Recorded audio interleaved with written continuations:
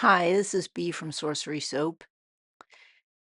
And I realized the other day, after I put up the last video, I look for things on YouTube to listen to, sometimes Rumble, where I can just hear someone talk, just to muse and consider things, not with an agenda necessarily. But lately, I've seen where if you say something controversial, that'll get the most likes or the most clicks.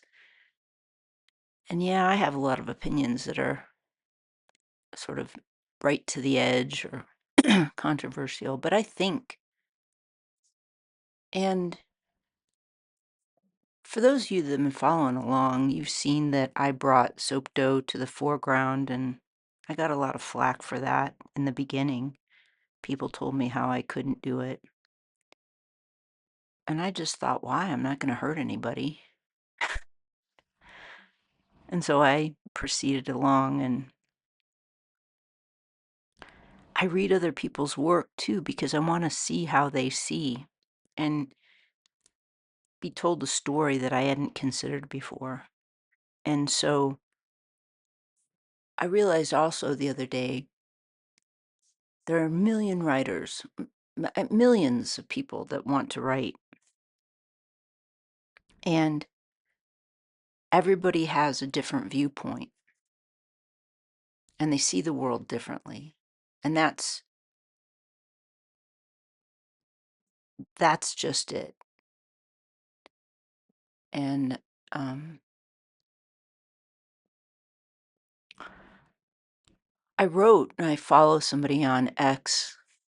I dislike that name, by the way, but nobody asked me, so I like Twitter better. I like the name of it better. It seems more delightful somehow. I'm trying to be more amused in my life after this last few years. Anyway, so I follow this author that I'm reading, and his book is crisp and clean writing. And my husband found it first because there's a lot of military terms in there, and he likes reading about that. And I put it off and put it off, and I ran out of books, new books that I had. I have a pretty big library, and I ran out of books that I have. So one night I just picked it up, and it's quite compelling.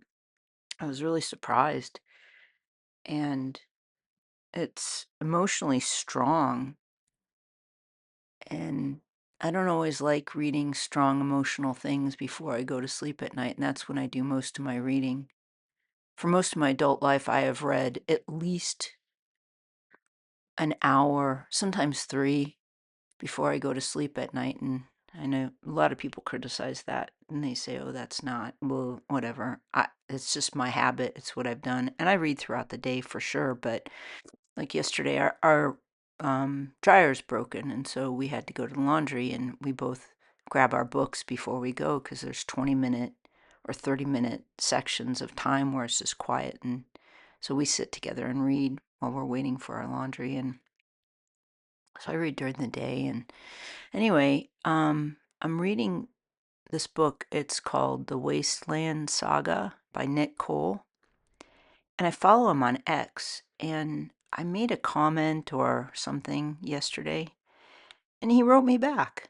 He didn't write me, he just commented on my comment. And so then I went to his Rumble and I started listening to his Rumble, and he had a lot of good things to say. And I realized a couple things about myself. Is one, I'm not a tropey person. I think really a lot. I think about a lot of things. And he gave some writing advice, and he's been picked up in the past by big publishers and things like that. And this year I was going to start writing literary agents or publishing houses.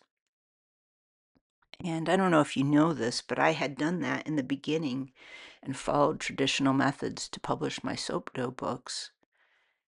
And the one editor, I think I've said this before, but I'll say it again. So the one editor I hired, actually, she wrote me back, and in hindsight, now I can see it's what she cleaned up my entire manuscript and wrote it in a way that sounded like AI now. It was crisp and clean in the sense that it was very formal and like a traditional how-to manual. And that was the one thing that I knew I wasn't going to do because I find nonfiction relatively boring. It's so academic. It the it's so dry, it cracks, it's painful. It hurts me in my guts.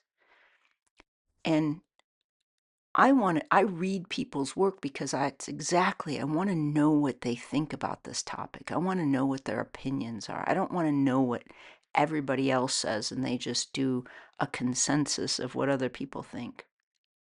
Granted, I don't want flippant ideas or not very thought through concepts, but I want to hear. I think there were deeper thinkers in the past. So anyway,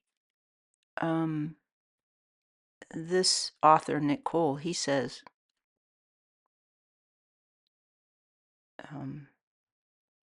that he ended up leaving the big publishing house that had him picked up. It was a bad deal anyway. Wasn't to his benefit. And he had learned some things. And he realized that he had to make his audience one person at a time. And I agree, because when I started with the Soapdope books, they basically wrote me back and said, I have to build an audience. And I was like, well, then why would I want you? Why do I need you? And so I went off and I built my audience. The other thing he said is that it's better to build one person at a time. I think in all endeavors, it's better to build one person at a time. I've built a lot of businesses that way. And now I don't really want them, because what I learned is that people who can't create want to make money off of those who can. And it generally isn't fair. It's not a good deal. And a lot of creatives, I think, I see, don't have the head for business. And what I mean by that is potent boundaries.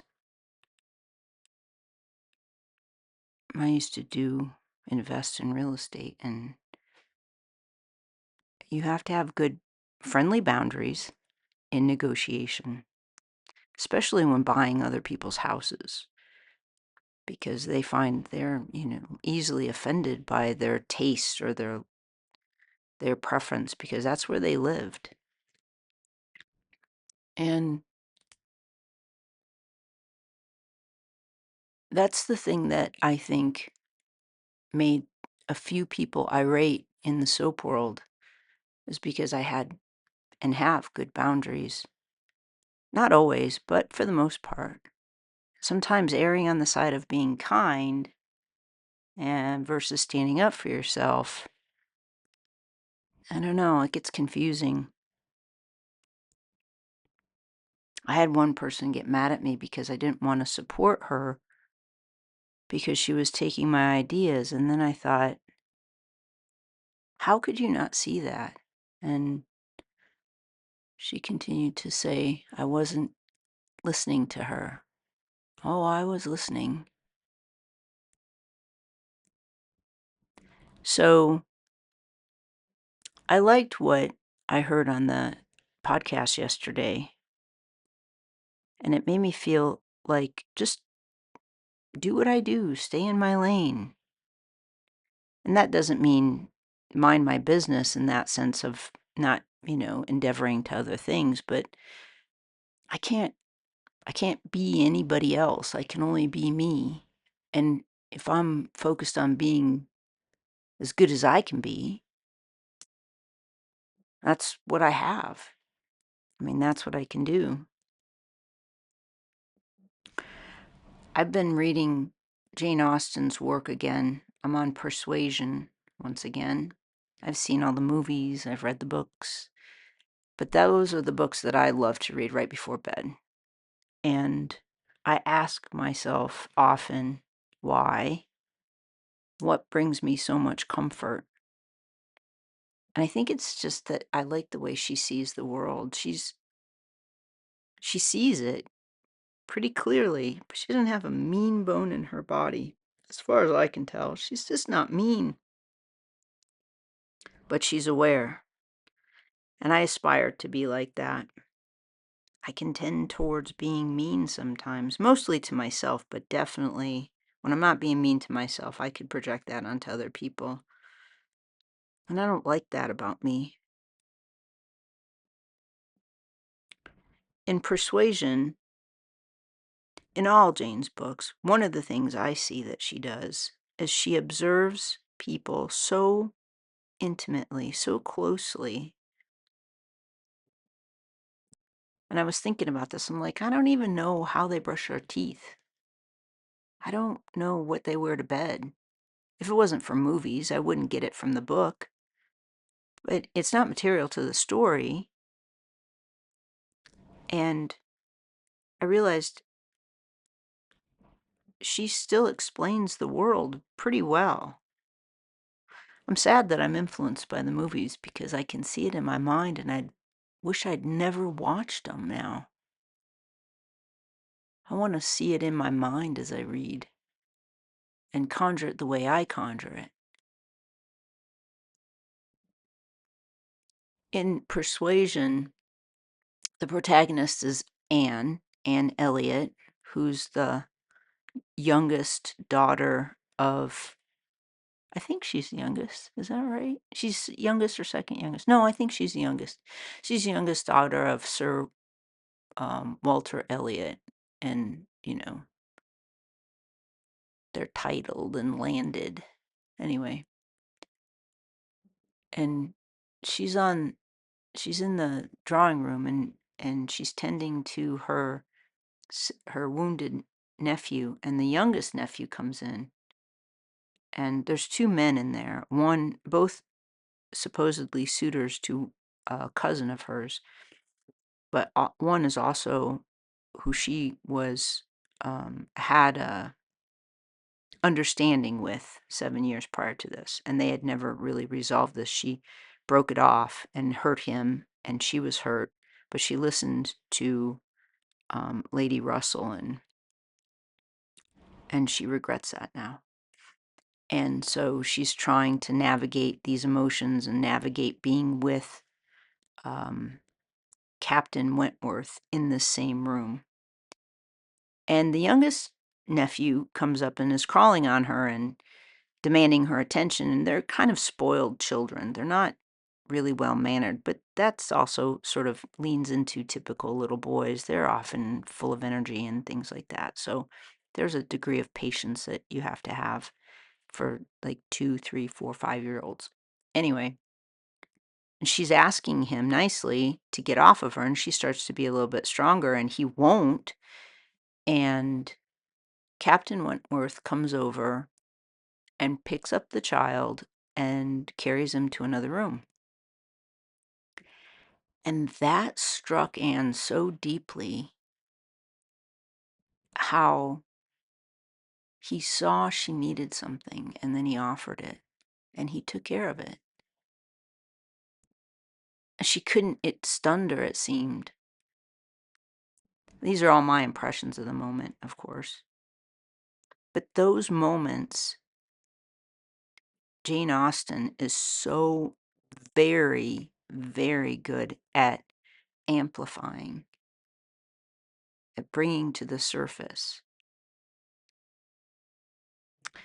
And I can only aspire. And try to be better, try to be a better human, try to be a better writer. I think as I'm drawing and painting, I listen to other people, I listen to podcasts while I'm making these little cards and stuff. I consider, and I can still think while I'm listening to other things, you know. I think about the pencil I'm using, and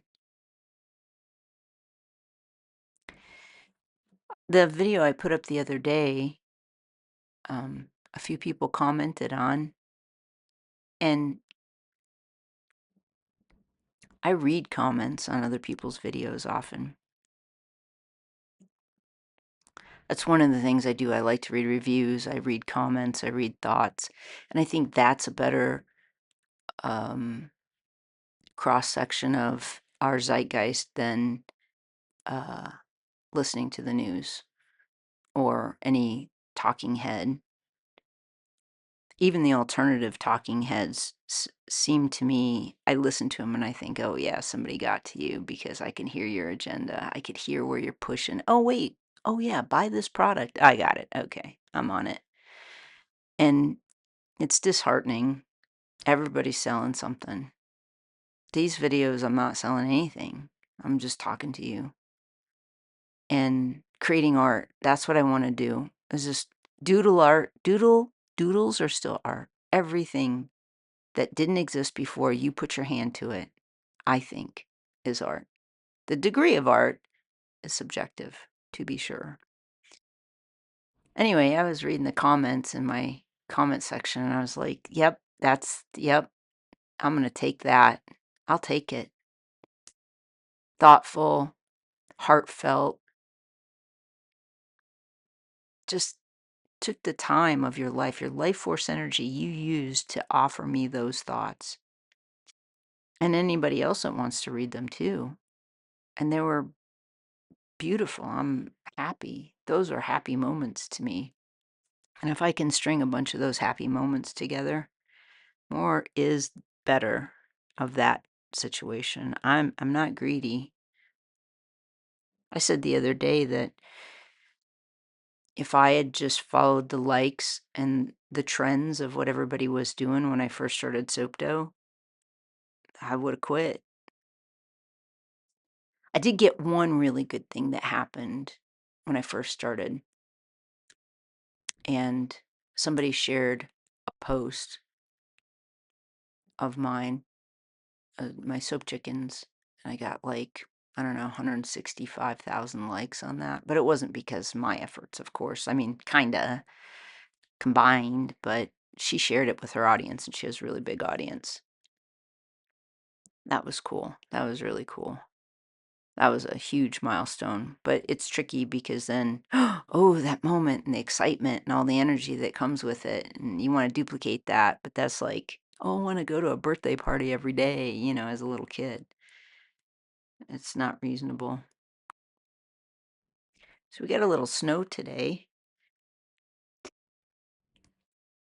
I live in Idaho, and the weather's been weird this year. Well, compared to my previous 3 or 4 years, 3 or 4 winters. How many have I had here? Came in 21. So then that would be 22, 23, 24. So 3. This is my 4th winter. And we had just a little dusting today. We haven't had anything really stick because it keeps getting warm. And then this is what I think. I don't listen to the weather people because they're always wrong. But the ground doesn't stay cold long enough for the snow to stick. So it has to build up. It has to stay cold for a while and then build up to stay. So the bottom layer melts because the ground isn't cold enough. And so it's been above freezing it's only dipped below freezing a few times. Not for long enough, obviously. Which is fine because I walk every day and that's beneficial for me personally. But I don't know, is it good for the environment? Is it bad for the environment? I don't even know, nor do I care anymore because there's nothing I can do about it. There's like nothing I can do about it.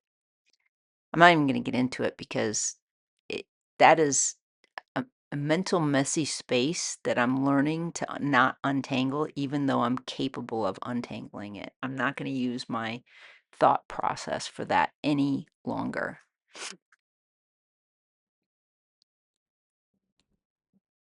But, do you know, I think there will always be a space for people who work to be sincere. I think there will always be ways for people who try to be who they are and not take from others in a in disharmony. And there's a balance to that. And they're few. I don't think that there's a lot. I think most people see an archetype and copy that archetype or copy somebody else. Most people do that. And that's been a harsh reality that I've had to digest in the last 10 years. It kind of makes me sad, honestly. But I think it's reality. And then we're combinations of all those things, we copy. I remember as a little kid, I didn't have any adults that I wanted to be like. And I remember thinking, what would Wonder Woman do? That was hard. That was a hard standard to live up to. And so I think it's okay in some regard. My thinking isn't quite as black and white as it used to be, as harsh as, I'm trying to find a little bit more gray and then not lose the plot too. I think being too tolerant, you start to lose the plot. You lose who you are. For me, I do. Too tolerant, There's some things I won't tolerate. And here's an example. I won't tolerate somebody breaking into my house. Won't. They've already communicated to me that they don't abide by the same rules and customs that I do in my mind, in how I live my life. That's the communication. And I think that part of understanding how people communicate is magic.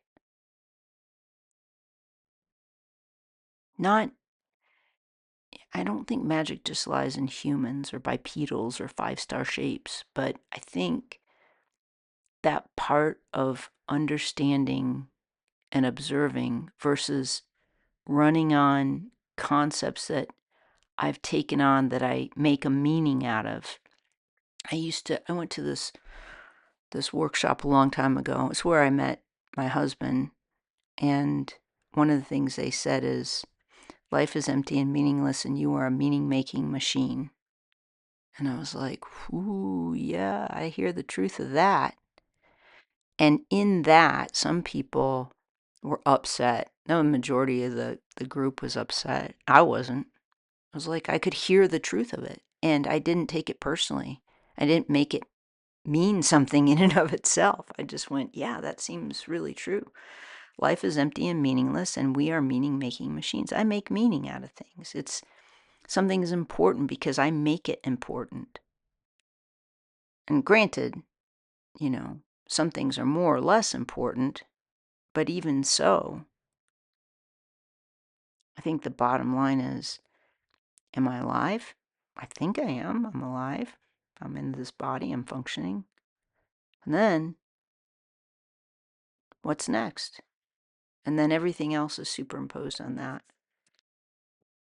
There's been times in my life where I thought, oh, this is just really, really bad.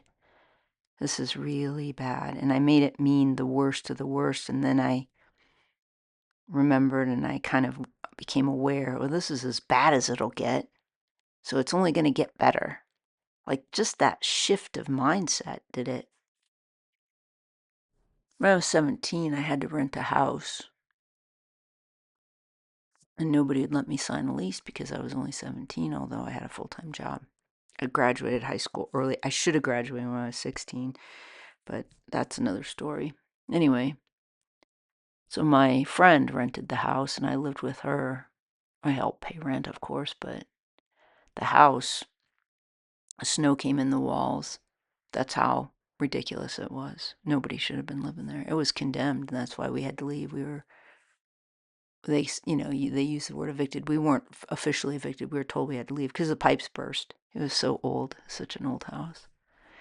And there was a coal cellar in the house, and the coal cellar was so creepy, and it had rats in it. I went down there one time. I would never go down again because the stairs were too decrepit, and I thought they would break, and I'd be stuck down there.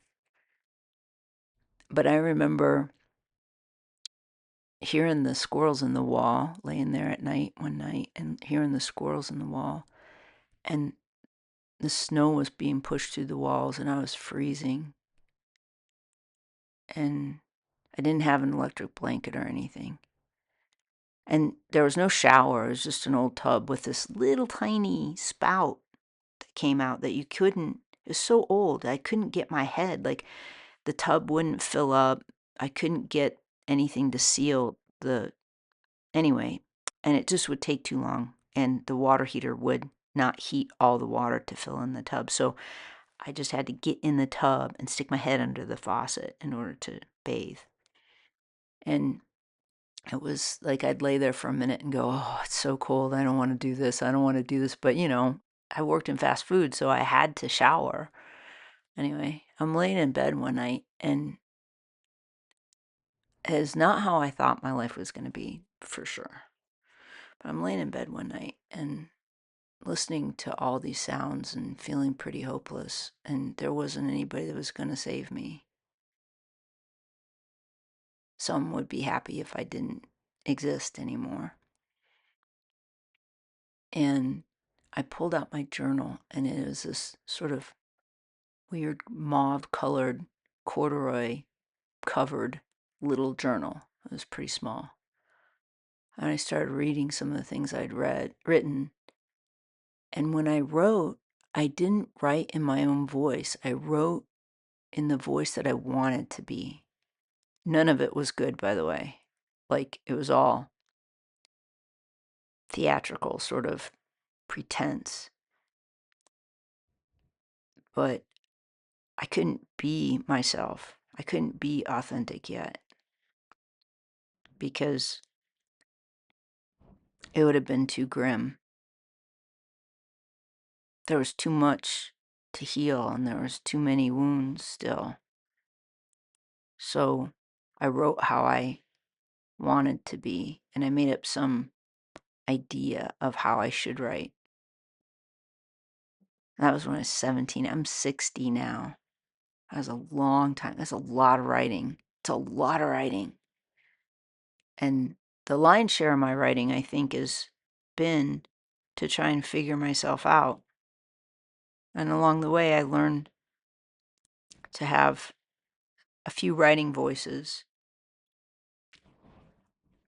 Yeah, and that's difficult to have a writing voice with character, writing voice through a character, writing voice of yourself only better.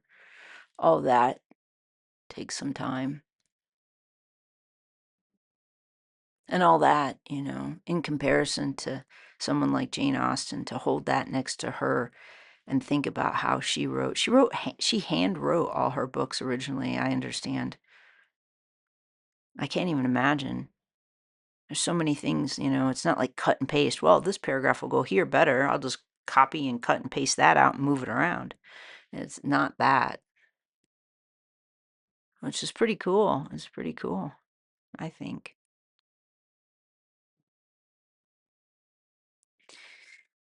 I don't know. I think it's a good time to reflect too, and especially when it's dark and cold and you want to stay inside. I'm gonna go outside here in a bit, and we're gonna go for our walk. We walk around town. Our town isn't very big, and I don't know that there's a street that I haven't walked on.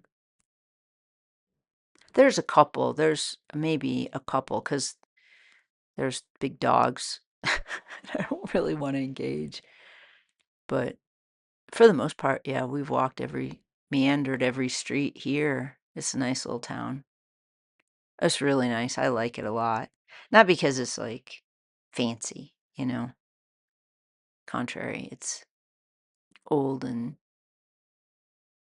there's not a lot of, you hardly ever see a rental truck around here, which is really cool, which means, people don't move and come and go a lot. They come and stay or whatever. Everybody's really friendly. And what I love is if you say, we wave to everybody and we always say good morning or good afternoon and say hi to people. And how you doing today? Jeff will say. And someone will say, good, good, and you? To me, that's the perfect greeting. Like, I don't like in the city, you say, how you doing? Somebody gives you a list of their complaints. And you're like, whoa, back up. This is not what I wanted. But it makes me laugh. We have our favorite cats too. Oh, I know what I could tell you. So we have a cat house out front because we've given some cats, the local cats shelter. And they've come and gone and whatever. It makes us sad when they leave. But right now there's a cat in the cat house, and I think he got into a fight. And as I was thinking about him, I've I know him. I've seen him around, and he looks pretty beat up. And he's sleeping in the cat house now, and we give him food once in a while. I mean, well, once in a while. I mean, he takes food from this other cat that we feed, and we gave him food in the last couple days, and we put it inside the cat house, and he's just feels so bad he's not eating it. So we'll see what happens with him. But we have a family of squirrels, and we feed them every day. We give them nuts and stuff, and walnuts, and oh yeah, they get pretty choice stuff. So um, one of the squirrels that lives in the house, last summer, we saw him. He was wounded and he fell off the porch. And the porch is like just a step. He fell off the edge of the porch, and we are like, whoa, what's going on there? And he ran to the tree, and he didn't act super scared of us, but I thought maybe it's because he was in shock because he was pretty beat up. He had a split ear and he had a wound on his arm. And then, I don't know, a few days later, I was out, I had gardening gloves on, and I was doing some work, and I saw a squirrel in the tree, so I brought him a nut and I handed it to him, and he took it like from my fingers. And I was over the moon. I was so delighted. I just thought that was the most amazing thing. And through the last few months, we've become friends with this, who we call Sam. Sam Split Ear is what I called him. And we've become friends. And he has a female, Mrs. Sam, and they had babies. So there's 6 of them at least. And the babies are starting to get more friendly with us. And so we open the door and see if they're going to be friendly. And they're not friendly every day. Sam comes up every time we open the door. And one day we were sitting there playing cards at the dining room table, and we heard this like sort of scratch, pound something at the door. And in my mind, I could see him jumping at the door. Sam. I mean, I don't know if that was true or not, but I opened the door and there was Sam. And he walks in onto the carpet. We give him a nut, and now he'll just like stand on our feet, or he'll lean up on our leg when we walk out if we haven't fed him in a while. So he's awesome. Anyway, so when this wounded cat came up at first, um, the squirrels were barking at him, and they make a weird noise, and they posture, and they sort of threaten and then chitter.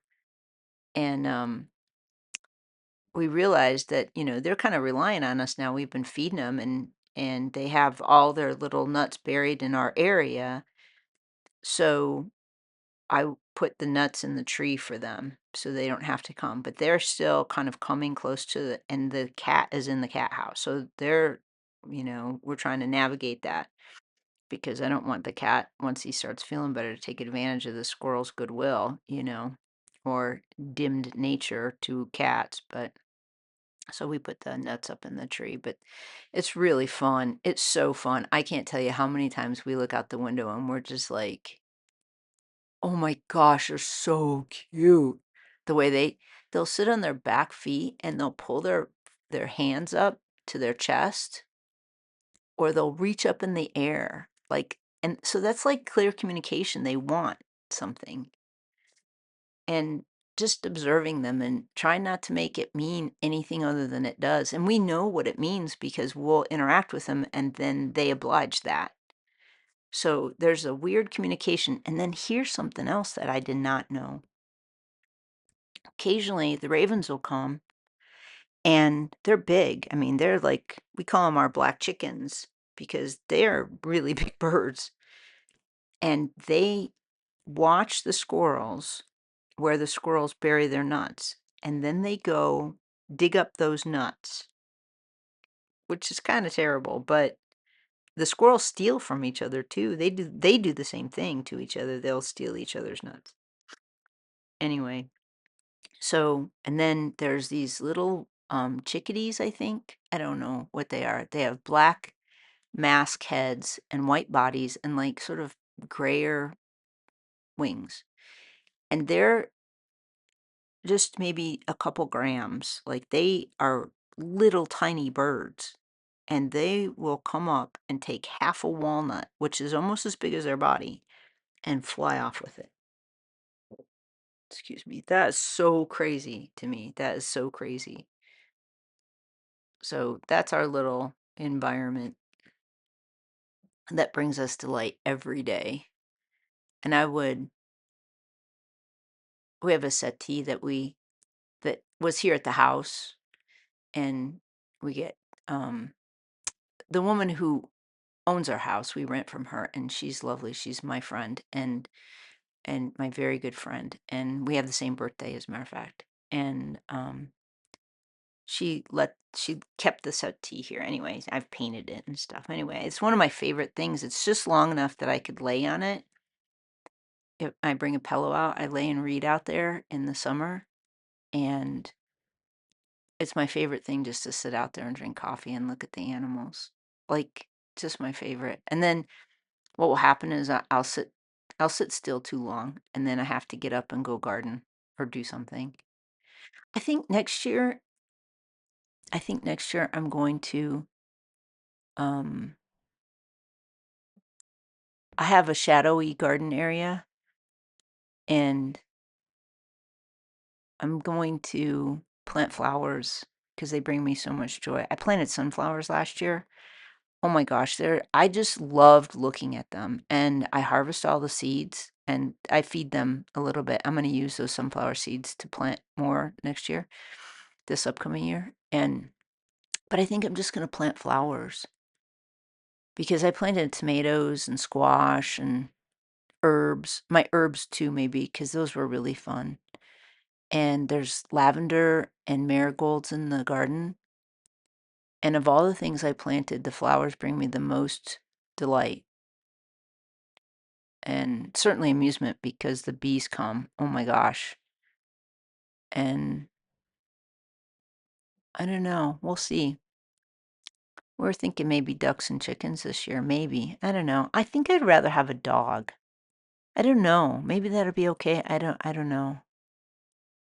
I don't really I think ducks and chickens, there's some chickens that we run into that we've made friends with on our walk. And so we bring them, there's an apple tree around the corner, so we'll pull some apples and bring them some apples once in a while. And they are so fun. I love how they give me side eye. And they're beautiful birds too, these particular birds. I forget what they are, but they're like black, green feathers. And they're so cool. And I think if you just like take the time to understand them, that you could start to see them differently. I don't know. I really like ducks though. I like how they kind of grumble. They're like grumpy little men, and I just think that they're cool. Anyway, I think I'm about done today. I need to get in the shower so I can get outside. I hope you enjoyed this. Mostly, I hope that you know that if you're listening, that there's actually thoughtful people in the world without an agenda. And this is an example of that. Just human beings thinking. I think not all of them do, but there are some. I hope you have a perfectly lovely day. Thanks for listening.